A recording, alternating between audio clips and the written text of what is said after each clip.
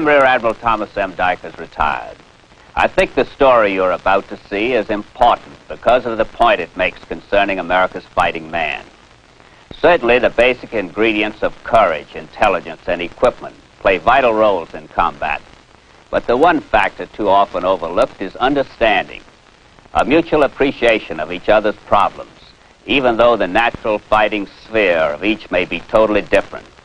The case in point is exemplified by the events on a patrol of the USS Nautilus.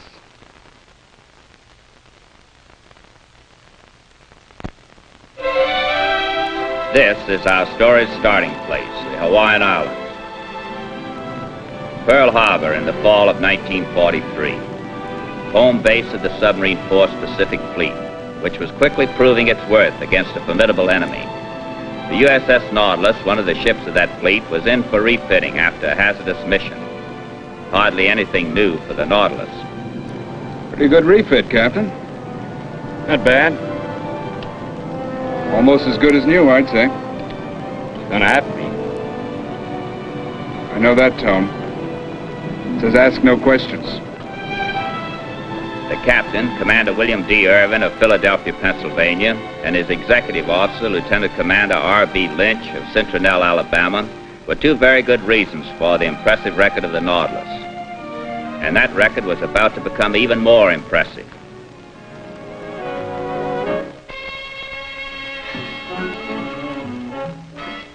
Come on already, let it go. Don't rattle me.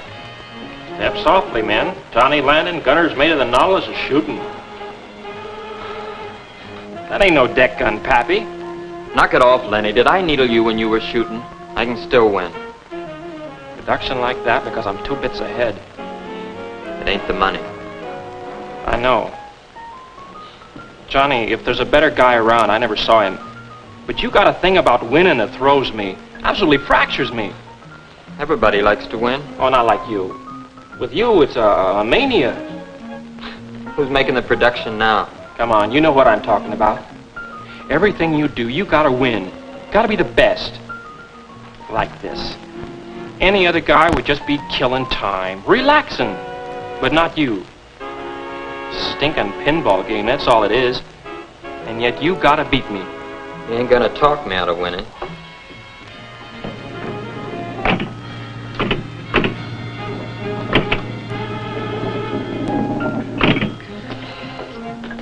$800, you still lose. I'm tired of playing anyway. Let's go back to the ship. Look, Johnny, you lost the game. Came in second best. Big deal. Did it hurt? Change anything? Okay, stop with the curbstone analysis. It's illegal without a doctor's license. Let's go back to the ship. I'll play you a game of acey-deucey. I know I can take you. Come on.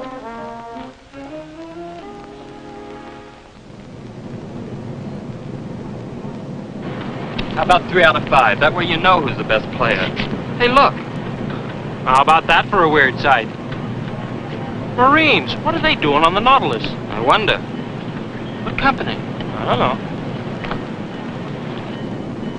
They getting settled below all right? Kane and Tully are handling them, sir. We'll be crowded, but we'll manage. Gonna be just as crowded for them, Ozzy. Well, we got a long way to go and a lot of work to do. We'll shove off as soon as everyone's aboard. Aye, aye, sir.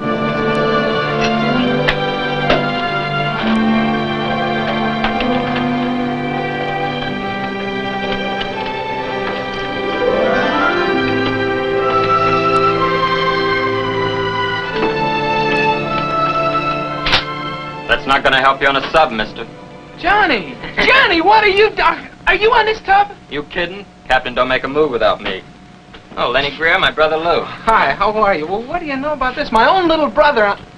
Oh, I'm sorry, kid. It slipped out. It's been a long time. Sure, Lou. Boy, it's great to see you. Just great.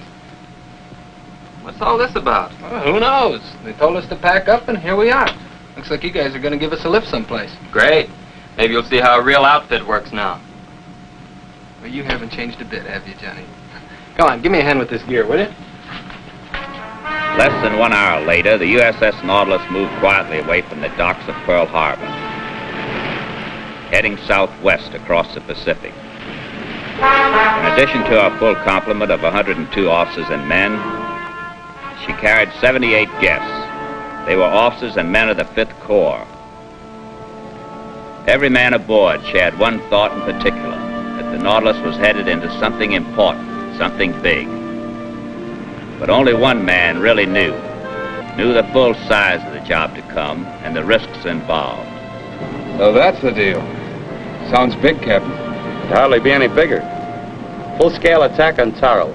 Combined land, sea, and air operations. We're just one part of it. Our big job is to land those Marines on Apamama. You mean there's more? The Marines are just the last part of it. There's a strike at Becho first. We draw observation duty there. I guess somebody's got to do it. Yeah, but there's a hook this time. Just take a close look at that operation order and chart. There's going to be a lot of ships in the Becho area. Our orders prevent us from firing, but we won't be immune to attack. Sitting duck. The polite term is observation duty. The Nautilus was indeed only one part of the attack being readied against Tarawa, and all component parts of the operation moved steadily to their assigned parts of the battle area.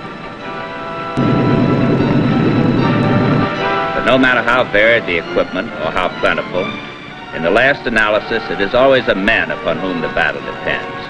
And as fighting men know, one of the worst parts of battle is often the waiting. Aboard the Nautilus, there was plenty of that. You gonna play it or not? Sorry. Guess it's this heat. 10 days is a long time to be cooped up. Get him. You've never had it so good. A taxi ride all the way to ringside. Weren't for us, you'd be walking. Oh, look, what's bugging you, Johnny? Me? He said that... All he said was that it's hot. It is. Now, why do you have to go making a great big my father can lick your father thing out of it? Oh, the heat makes everyone edgy. Well, let's play, huh? Still your play. Guess my luck's working. You sure got the touch, Marine. You're beating our brains out. That's enough for me.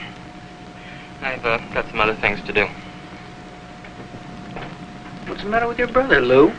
Did I say anything? No. What's bothering him was said a long time ago.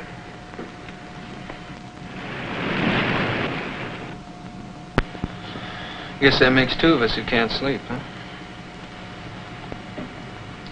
You know, you don't have to be a mind reader to spot a guy who's got something bugging him. You know, one time I took a correspondence course on how to be a private detective. It was great for deducing things. You know, when something like this. You're Johnny's buddy? Presto, you're worried about Johnny. Pretty good course. What makes him do it, Lou? Great guy, except He competes. Makes a career of it. You like oatmeal, he likes cornflakes. You like bowling, he's got to push billiards. I'm a Marine. So he's got to break his back trying to prove that Sub's got it all over the Marines. With him, nobody rests, just competes. Even when there's no competition. It's just the way he is, I guess. But why? I don't know, I guess maybe I got some of the blame coming for that. I'm his older brother. Things come pretty easy. Johnny's always figured that he's had to top me. He's never stopped trying. I guess tomorrow we go out and see some daylight, huh? Now let's go hit the sack. I'd like to be ready.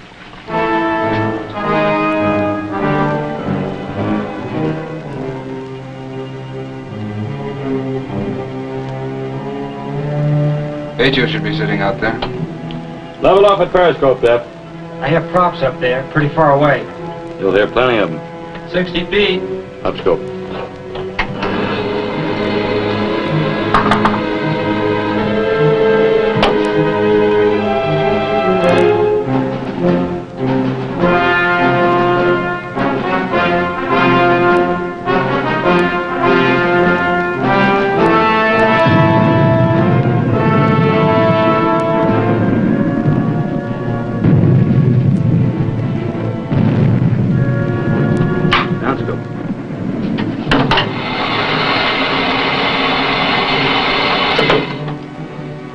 Captain?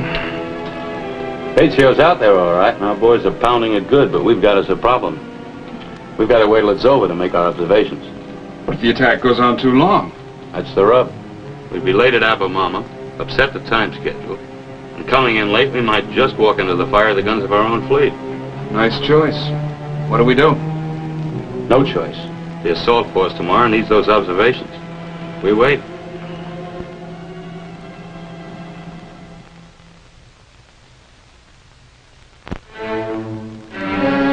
Through the long day, the Nautilus lay offshore, waiting for the attacking force to complete its work. Every passing moment added to the task facing Captain Irvin, and daylight was fading when the assault was finally over. All surface craft have pulled out. Wish we were going with them. Any daylight left, Captain? Not much, but it'll have to do. The assault force still needs that information. Steady on new course 180. Steady, 180.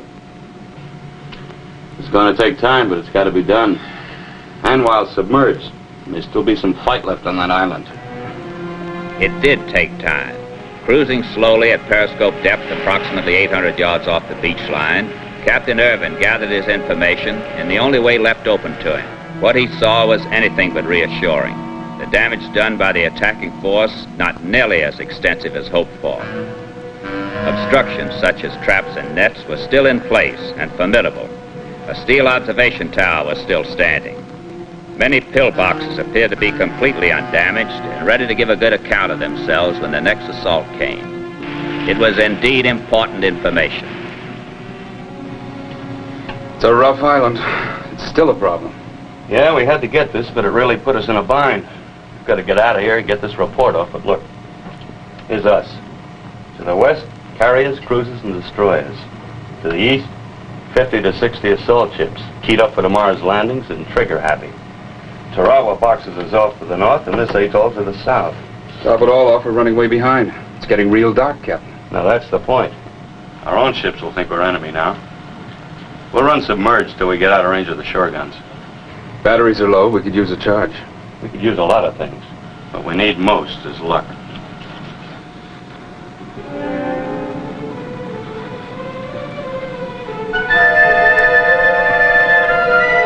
They knew that the destroyer probing with her sound search gear above them was one of ours, and it had them worried. Our destroyers were less liable to miss in an attack. Fortunately, she failed to detect them and steamed away.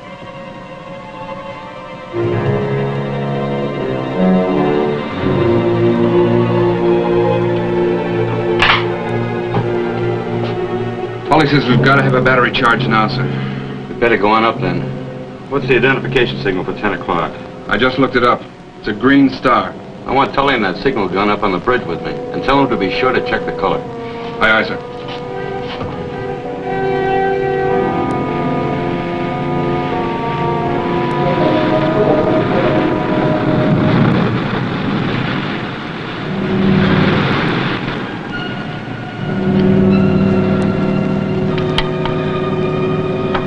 Not till we need it. No sense disclosing our position before we have to. No, sir. You sure you checked the color? Just did, sir. It's green. Any other color, and it's goodbye ball game. That light below can fool you. It's green, sir. Got the observation report off, sir. Well, that's one job done. Make out anything? Not even whitecaps. Don't hear any sound of surf. Would help. Too near that reef, and we've got trouble. Fire that rocket! It's red. It was green. It was green. I checked it. Clear the bridge. Clear the bridge. Dive. Dive.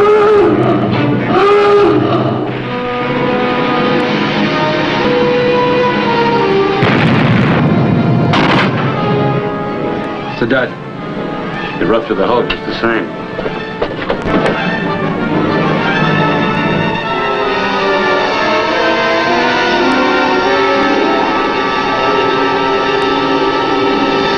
Connors, the voice tube. Anderson! Come in! Get a damage report from all compartments. Aye, aye, sir.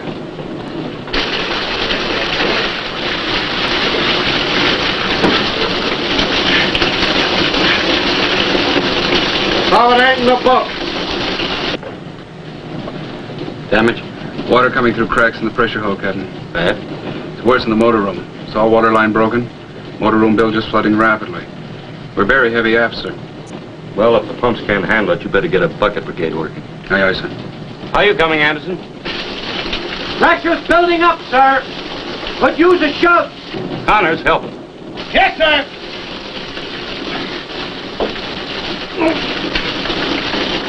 Oh, you and your ideas. What you're doing ain't in the book either. You still hear us? I just want to tell you the gyro compass is acting erratic, sir. Well, if you really want to worry, start thinking about that shell lodged in the superstructure. That's a dud, Captain. Yeah, but there's no way of telling how long it's going to stay one. 20 bits. They keep changing the bit players, but the star don't even get a rest. What are you trying to do? Push me into this? Got the leak in the motor room stopped, sir. Pump's going full blast. Bucket brigade working anyway. 200 feet. Theoretically, enough to crush the hull. I never did like theory. 210 feet.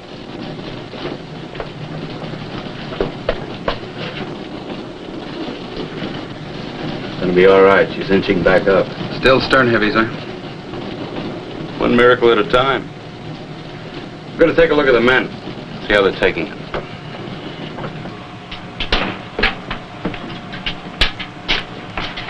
Do anything for you, Captain? Just wanted the men to know there's nothing to be concerned about. We'll be up on the surface soon. Nothing at all to be upset about. You're not upset, are you, Sergeant? Well, putting it this way, Captain, I'm not upset. But this is the wildest place to try and dig a foxhole.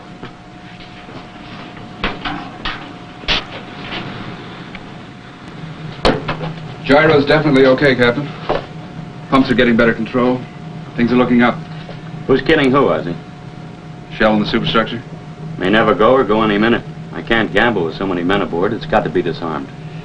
Maybe the Marines carry an ammo expert. Nope, I checked. How about our crew? I checked too. All he says is there's a kid named Landon. Johnny Landon, gunner's mate, knows his stuff. I can't order this. It's a volunteer job. This boy will volunteer. All you have to say is someone can do it better.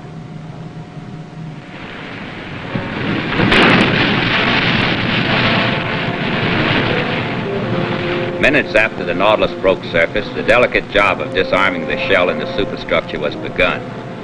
There was only one way to reach it, just as there was but a single way to disarm it. All Captain Irvin could lend now was encouragement. The Nautilus and every life aboard her were in the hands of a young boy.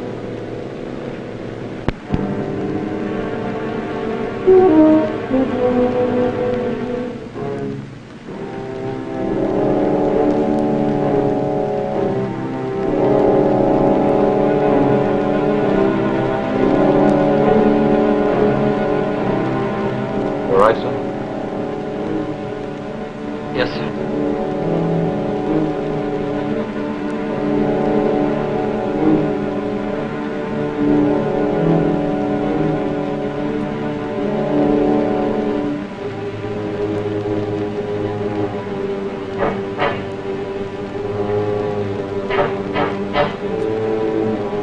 Sorry, sir. Take your time, sir. You'll make it.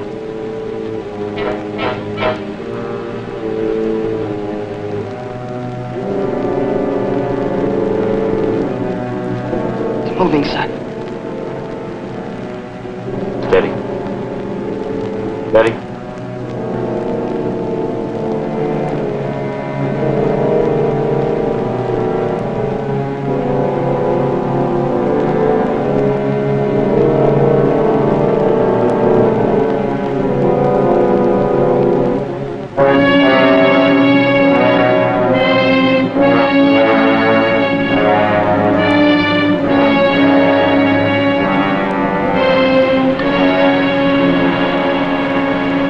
Good boy, Jim.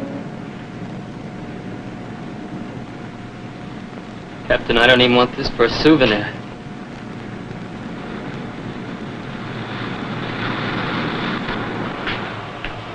You look like a guy who's got problems instead of a hero. Thinking. Lou, that thing with the shell?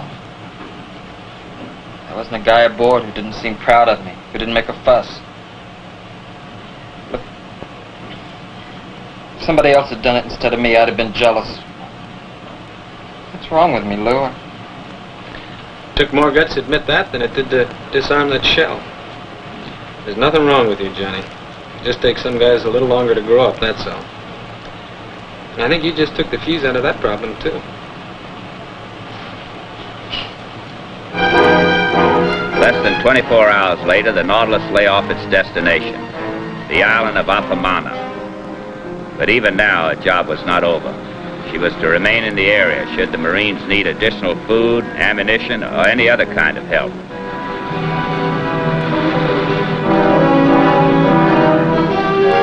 They're all in the boats, Captain. They're good men. We've got some pretty good men, too. I had to refuse aid who wanted to go ashore and fight alongside the Marines. For 2 days, those aboard the Nautilus waited.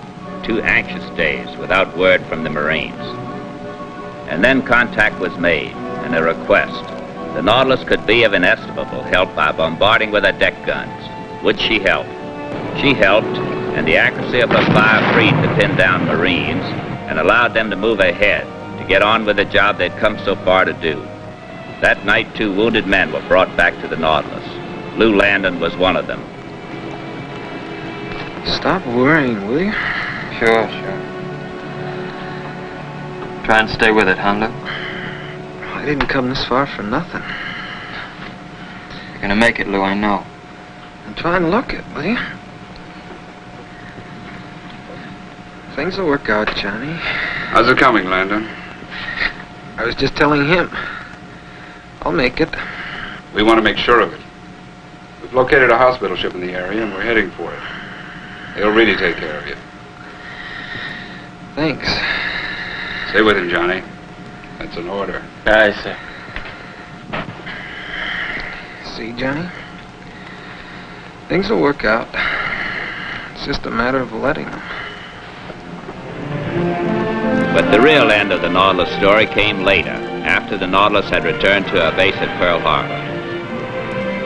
The scene was the Royal Hawaiian Hotel, where fighting submariners were given 2-week rest periods before being sent back to battle. This time, the procedure was slightly varied. Oh, hi, Ozzy. Kevin? Heard we had a slight fuss in the hotel last night. What happened? We got us quite a crew. I figure those Marines went the whole patrol with us, are just as entitled to luxury as they are. I got to admit, I'd go along with them. So they tried to check a third of them in as crew members. How'd they do that? We only had so many rooms. Get this, a third of the crew went out to Marine barracks to live in their place. How do you like that? What do you know? They deserve a rest, Captain. Can't we do something? I just did. I spoke to Admiral Lockwood. He's having the whole crew moved into the hotel and all the Marines. What is it? I was just thinking about the poor enemy. Poor? Sure, that's the word. They haven't got a chance. Not against men like that. I'll be back in a moment with our special guest. You've just seen the story of the Nautilus' most unusual war patrol. Now I'd like to introduce the man who was actually her executive officer, Captain R.B. Lynch, United States Navy. Wonderful to see you, Ozzy. An amazing story. They were pretty amazing men, all of them. You know, at dinner last night, you said something about the American fighting man that really impressed me. Mind repeating it? Well, simply that few of them ever bother to assess their own value, but they sure recognize it fast in the next fellow. Understanding covers better than anything else, I guess. Sure makes them work together. That's about as well as I've ever heard it put. And you're certainly not going to get any argument out of me. Didn't think I would. Ozzy, I want to thank you for providing us this exciting story and for taking the time to come over in person. It's been a pleasure. Be with us again next week when the Silent Service brings you another exciting submarine story. Take her down, let's softly glide through the deep blue underneath the ocean. We'll control the oceans wide from down, down underneath the sea. Safe and forth, we'll pass the word.